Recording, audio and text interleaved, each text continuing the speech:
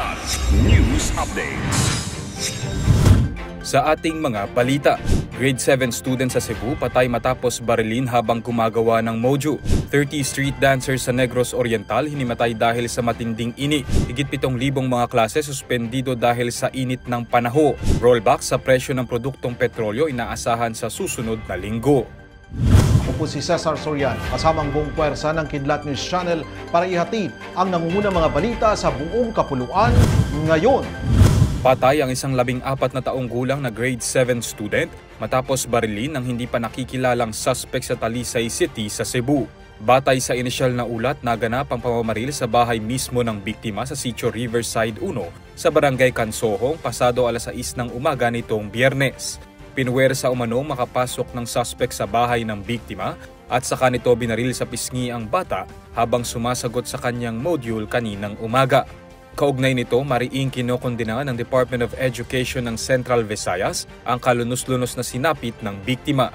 Sa DepEd 7 Regional Director Salustiano Jimenez, nakikipag-ugnayan na sila sa investigasyon ng mga otoridad para sa mas mabilis na paglutas ng krimen at pagtugis sa suspect. Hindi bababa sa 30 street dancers sa Santa Catalina, Negros Oriental ang nahimatay dahil sa matinding init. Ayon sa mga otoridad, ang mga apektadong individual ay parte ng isang street dance competition para sa Pacol Festival sa bayan ng Santa Catalina. Idinala sa lilim ang ilang mga dancer, samantala isinugod naman ang iba sa local health unit.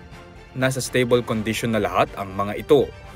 Sa ulat ng Pag-asa, 33 lugar sa bansa ang nakararanas ng heat index or danger level ngayong araw. Sa huling forecast ng State Weather Bureau, maaari pang umabot sa 47 degrees Celsius ang pinakamataas na heat index sa bansa. Mas dumarami pa ang nagsususpinde ng klase sa mga paaralan bunsod ng matinding init ng panahon. Sa datos ng Department of Education o DepEd, nasa kabuuang 7,188 na mga paaralan sa bansa ang nagsuspinde ng face-to-face classes kahapon April 25 at pansamantalang nagpatupad ng asynchronous delivery method o online learning. Pinakamarami rito ang Central Luzon o Region 3 na may 1,765 suspended classes, sinundan ng Region 6 na may 1,389 at Region 1 na mayroong 759. Habang nasa 430 naman na mga paaralan sa National Capital Region ang nagsuspinde ng klase.